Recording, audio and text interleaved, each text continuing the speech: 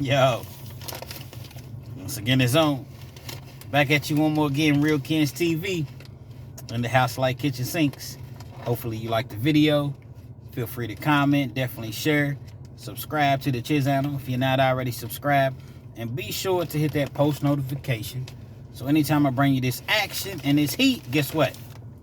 You're amongst the first to receive. Now, with no further ado, let's get into this afternoon's video, if you will. 4:37 p.m. day after Thanksgiving. Hope everybody enjoyed their Thanksgiving. I definitely did. Prepared to go into work here pretty soon. Kind of stuffed, from all the extracurricular eating I probably did. Clearly did during the holidays. But with that being said, there is a message. Oftentimes people ask me, Real Kens. Actually, they don't say Real Kens. So let me rewind that. You all that's not familiar with my manual rewind is because at this point I'm not editing. So when I say something or I mess up or what have you, I'll just and manually rewind back. They don't say Real Kens, they say Yo Kens. When you was incarcerated, how was it on the holidays? The major holidays like your, Thanksgiving, Christmas, New Year's, 4th of July, things of that nature. Well, as you know, if you haven't been through it, prison is a hold on. If you don't know, for you all that haven't been through it, prison is a very it's difficult. Not just is it violent, but it's more emotionally challenging, to say the least. Now, holidays, while incarcerated, it varies because it depends on where you're incarcerated. If you're in the county jail, it's going to be a lot more difficult to deal with on the holidays because in the county jail, you're locked down. You're locked up. So they may offer visits on holidays and they may not. It just depends. And when they do offer visits, typically it's through the glass. You might get a 15, 20-minute visit. Even if your family had to travel, a whole 2 or 3 hours to see you, they may give you a 20-minute visit, maybe 30. And after that, that's just what it is. They don't give you any sort of special meals or anything. They may say, say they give you some turkey, processed turkey, just the very, very basics. You're still going to be in your cell all day. A lot of times the correction officers are pissed because they have to work. So they come in on attitude. And, holidays being incarcerated, period, no matter where you at, it is a terrible situation. But in the county jail, it's magnified times 10. You have correction officers get mad and take your privileges away from you. I've been incarcerated on Christmas before to where CO came in and made up a lie and said that he found a little bitty roach, cigarette roach, on the rec yard.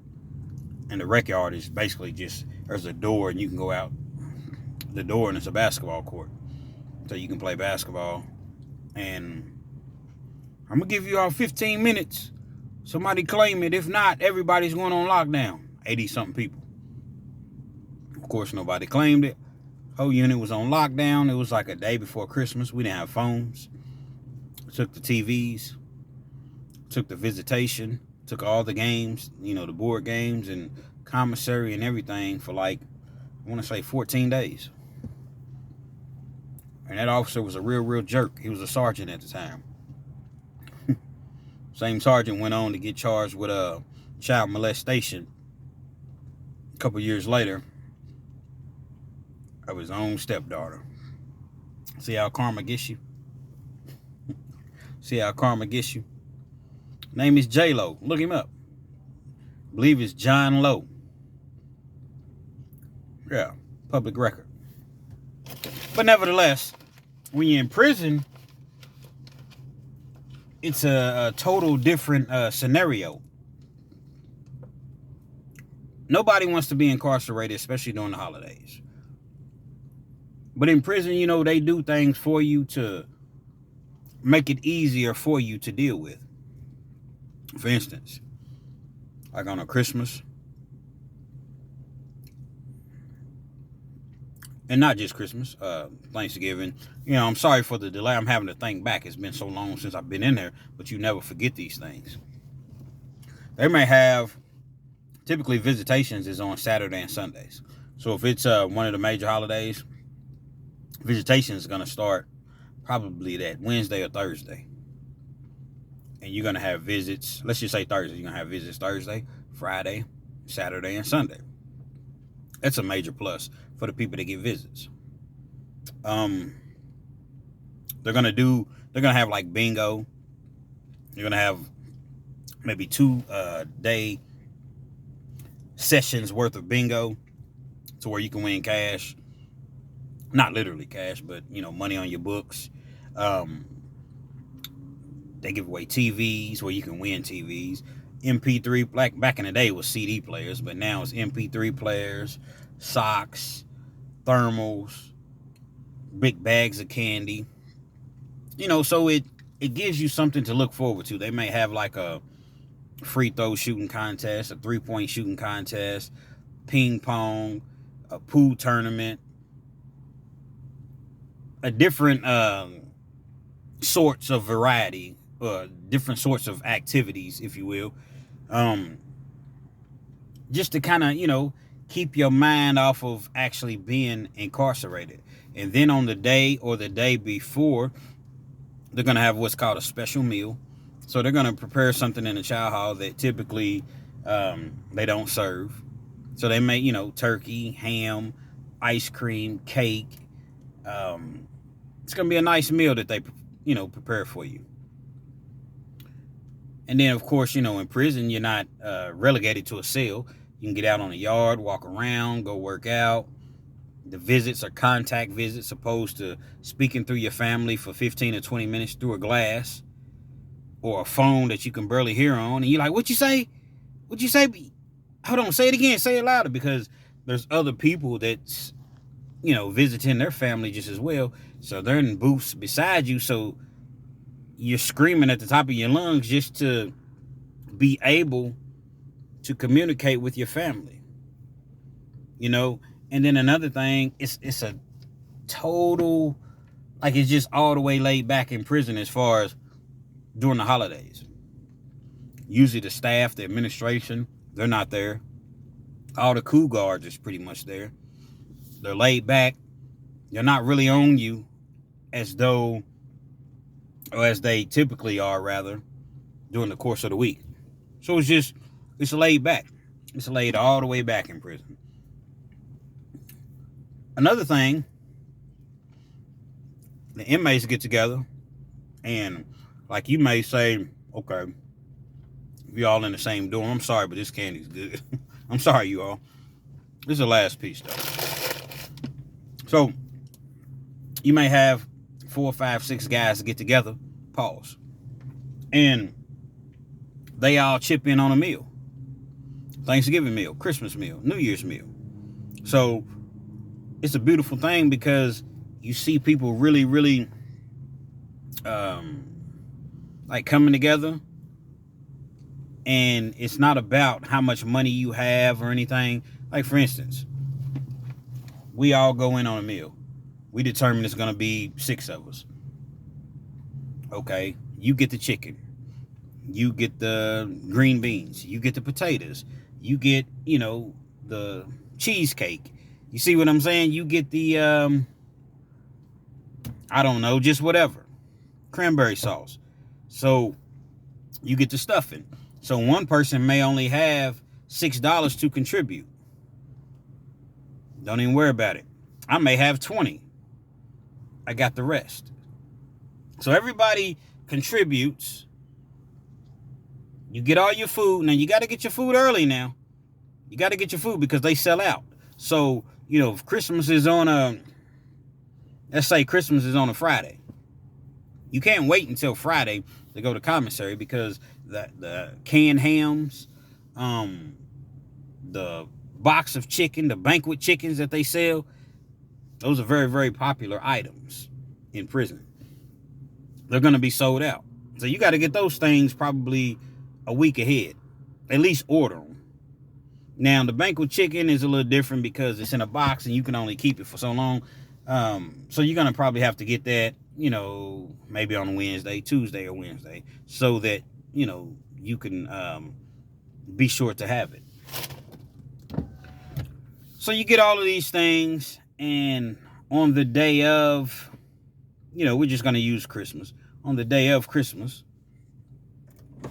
they usually serve the special meal at about lunchtime. So about, 11, I say about 11 o'clock. Well, typically, you're in the dorms preparing your meals. You don't really have time to go to the chow hall and get the special meal because you know that you're about to eat big for the food that you all have already purchased from the commissary. Now, a guy like myself and other people did this as well. You may go down to the chow hall just to give your tray away. Because you have some people that, their family doesn't really send them money and they may not be able to contribute to a meal. So I would go down to the chow hall, stand in that long line, because the line's going to be long.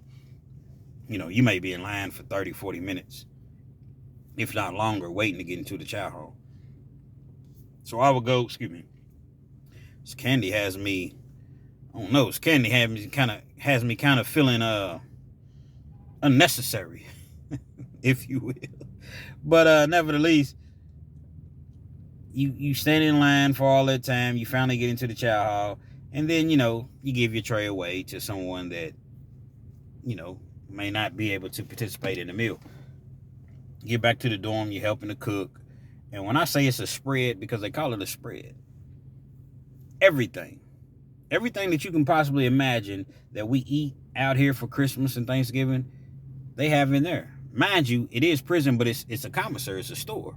Now, we don't have turkey, actual turkey, but as I mentioned, you have you have the ham in a can, you have chicken. So you're gonna have, you may have just your regular chicken.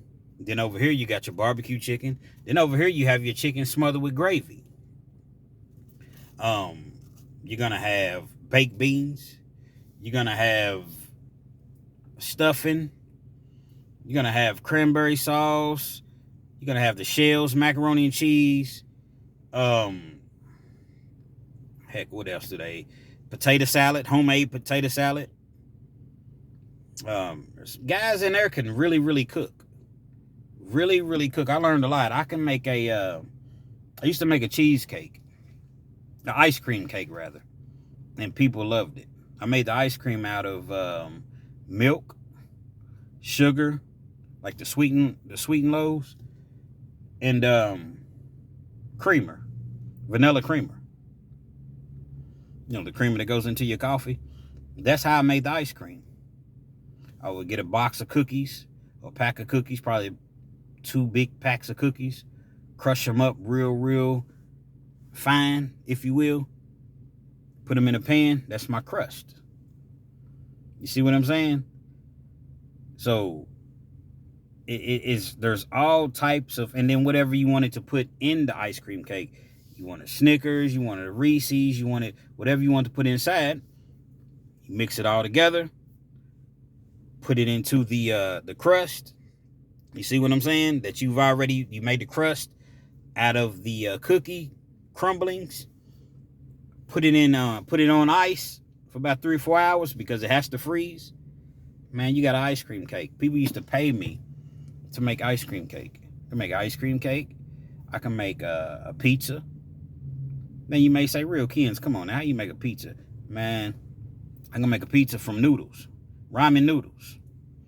Take the ramen noodles, crush them up real fine, put them in a bag, like a garbage bag, you know, like the little clear garbage bags that you see in the offices for like the little small trash cans. Add some water, add some, you know, whatever seasoning or what have you that you want to add inside. Allow it to sit for about 15, 20 minutes. Come back, it hardens up. The crust, essentially made of noodles and water, it hardens up. Pause. Double pause.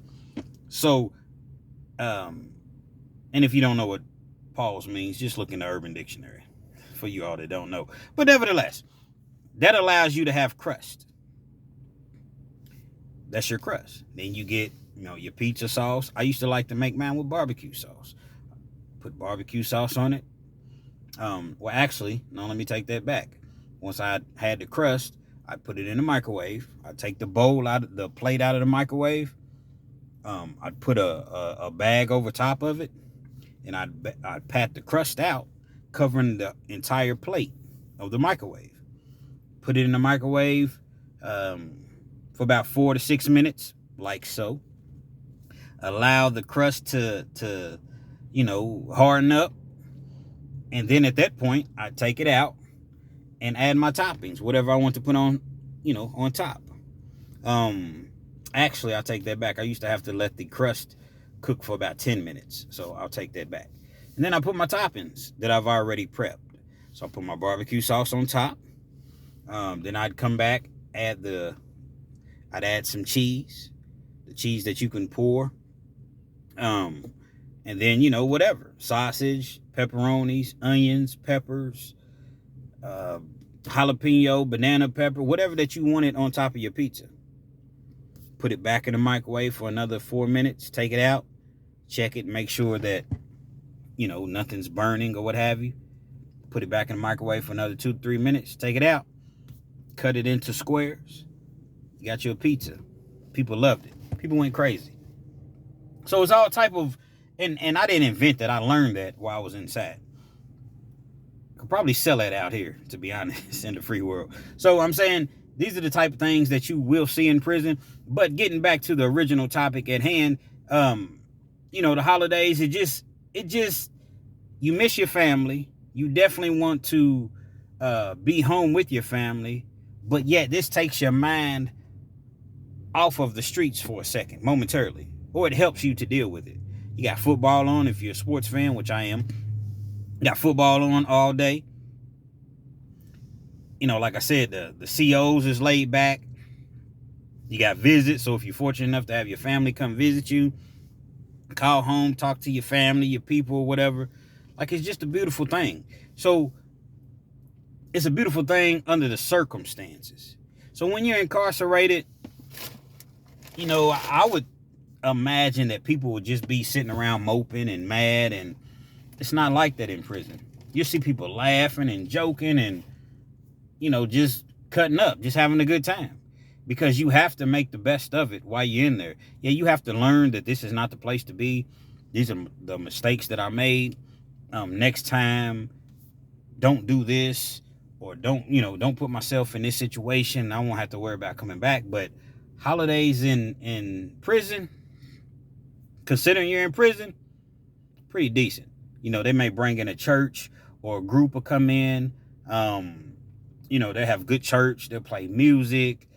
Sometimes they come in and you know, they'll bring bags for everybody on the yard. Bags that have like socks, gloves, candy, just all type of stuff, you know. They put $10 on everybody's commissary account. So they definitely try to make it less stressful, to say the least, during the holidays. It's always going to be bad when you're locked up. But I want to say it's not that bad. I guess that really doesn't make sense, because in the major scheme of things, it is that bad. But you all understand what I'm trying to say. If you have to be locked up, if you find yourself in these unfortunate circumstances, it's an okay time, considering that you're not at home. But it's never okay to be locked up. So yeah, those are the things that go on, during the holidays. And, it's all beautiful. And then, 3 or 4 days later, after the holidays, it returns back to how it is. The people that was being cool, they're jerks again. And, the rules are not, they go back to being tight. Everything is not as loose as, once the holidays are over with. But that's just what it is. That's exactly what it is.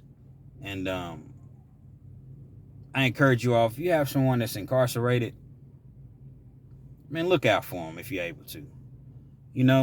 Shoot them some money. Put some money on their books. Put some money on their commissary. Write them a letter. Go and see them. Because the thing about prison, people always say, well, you put yourself there, so you made your bed, you have to lay in it. Yeah, you do, and that's true. That's true. But it's real easy to get bitter and feel like nobody in the world loves you. Because when you're not hearing from anyone, it's just like, I personally feel as though it makes you worse. But when you have that support out there, and even if a person has messed up more than once, we all mess up. We all mess up. I don't know which higher power you all believe in, but just think if God did us like that and said, you know what? You messed up one time. I'm going to give you one more shot. And then you mess up again. Well, you know what? No more chances.